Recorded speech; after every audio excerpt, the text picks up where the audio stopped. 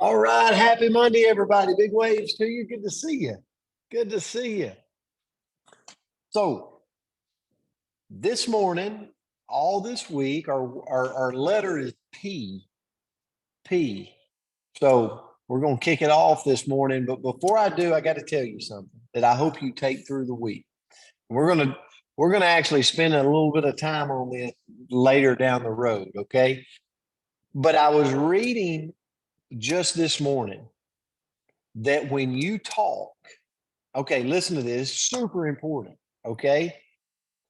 It, in regard to maybe it could be your significant other, it could be a coworker, it could be a prospect. Let me tell you, when you talk, here's what the other people factually, here's what's going on. Do you realize that like 78% of what they're viewing is your body language? 78%. They're watching your feet, they're watching your arms, they're watching your gesture. 78%. The other big majority is they're watching your facial expression. Smile, smile changes the game. 7% is what you actually say. Think about that now. How important is it to have the body language, to have the facial expressions that carry you through conversations, whether it's a significant other, whether it's coworkers, whether it's prospects, like it is the key to building relationships in a network. So remember that as we go through the week, okay? That was a good one for me today through self-developing because I know at times I've not showed the body language that I needed to show. So the word for today, though, is pace. Pace. A single step taken when walking or running. The speed at which someone or something moves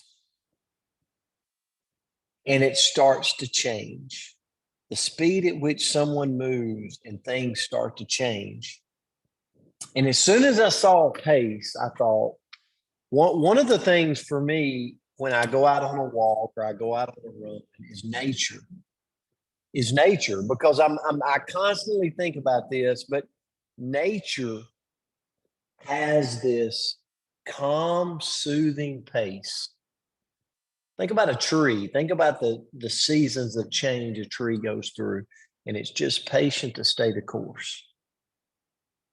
Think about a rock and that drip, that drip, that drip that over time consistently like starts to wear a hole through that rock. Just patience, patience, patience. And then I think about my life and I'm like, I have zero patience. Like my patience is legendary, but it should be more like nature. Like that doesn't mean go slow. Okay, sometimes you walk away from a forest and you come back, you're like, that tree grew 3 foot last week. Like it had a successful spurt. But at the end of the day, it's going to go through fast moments, slower growth, but it's going to stay consistent and stay the course. To me, that's what pace is. Like pace is, if I look at similar words that surround pace, it's tempo. What's your tempo right now? What's your tempo in relationships? What's your tempo in your health journey? What's your tempo in your finances? What's your tempo in your profession? Speed is another similar word. Velocity is another similar word. Swiftness.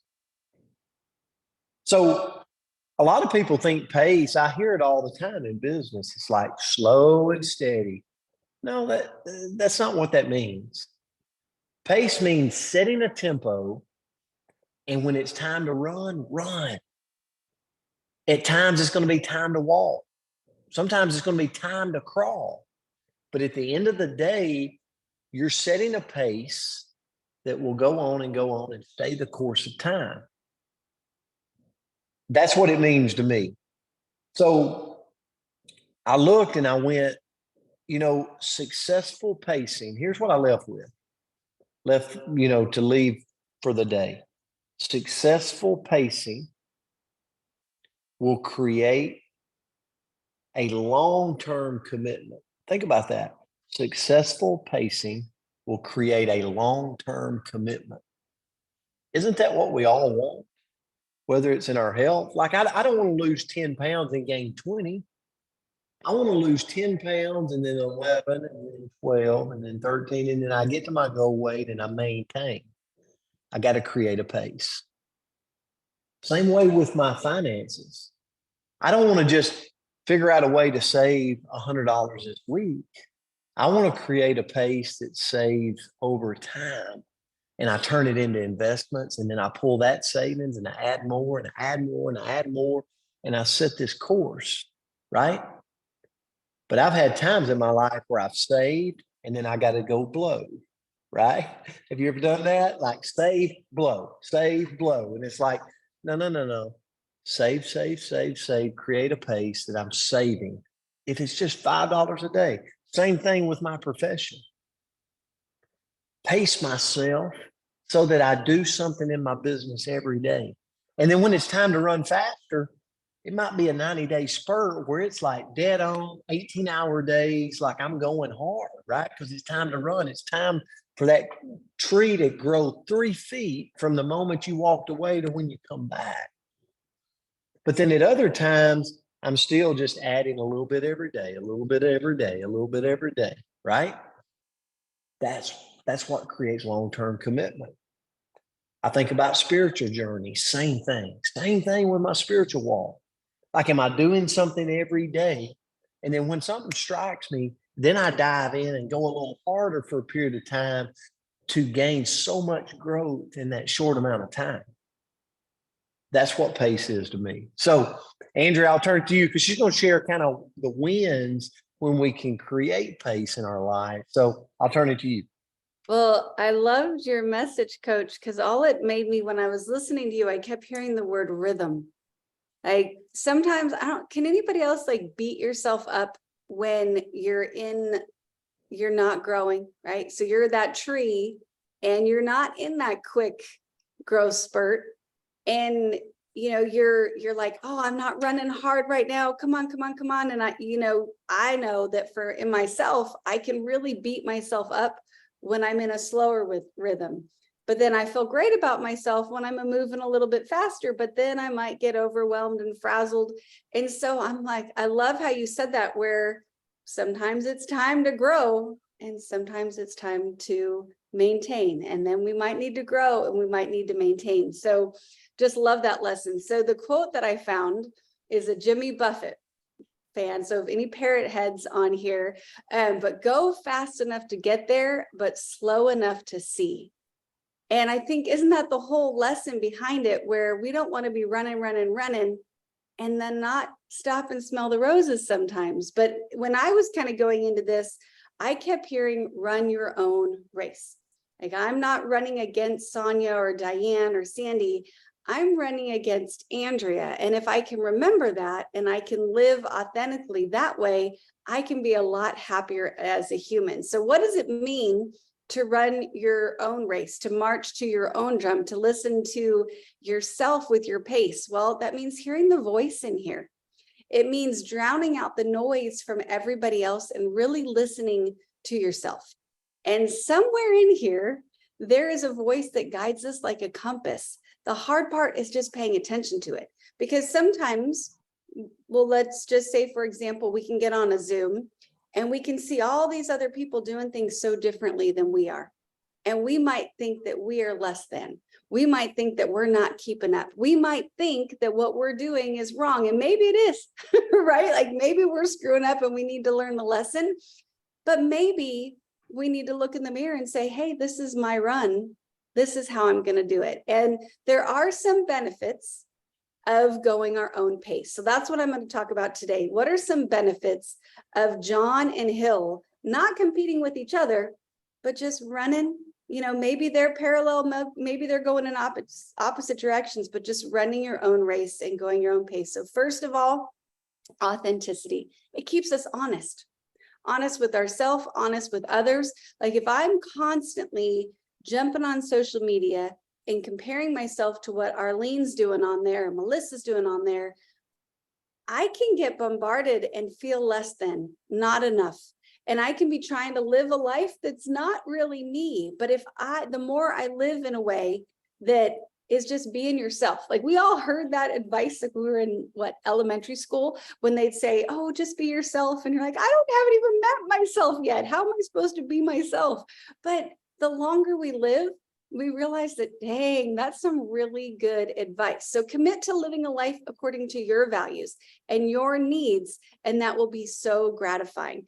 Second of all, marching to our own drum, living at our own pace, that draws us to our people and our people to us. So it's going to help us create community with really fulfilling relationships, because it's going to be people that relate to us and they like us with the warts and all. So when we follow our own pace, we're a lot of times viewed as interesting and strong and a person to be respected, and that helps us build those stronger relationships. Next is flexibility.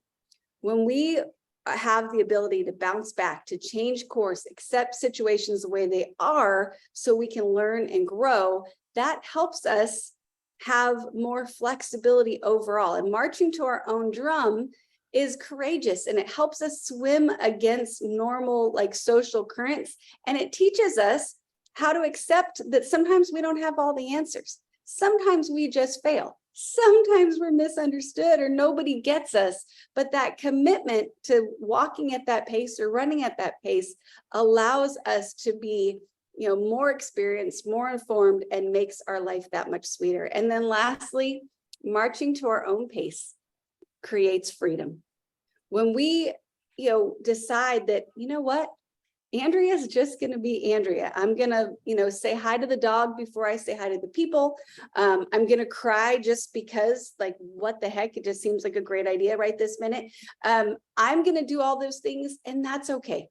And when we can accept that inside ourselves of whoever we are, it can be so freeing when we're not encumbered by all those pressures to be something different. That allows ourselves to be more compassionate with ourselves and actually with other people. And there's a lot of freedom with not having to keep up with the Joneses. So that's what I came with, kind of a little bit different direction than you, Coach, but thought it was a good one.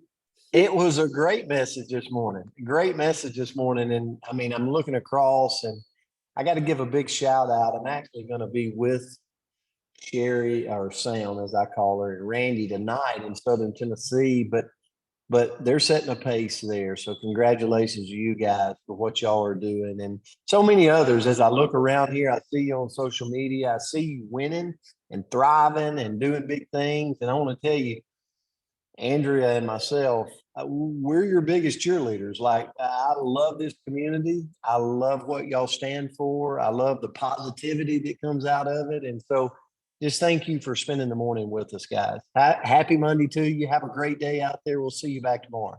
Love you. Kendra, Love you and grateful for you. Thank you, Coach. Grateful for you, Coach and Andrea, Andrea. everybody here. Thank you. See you guys.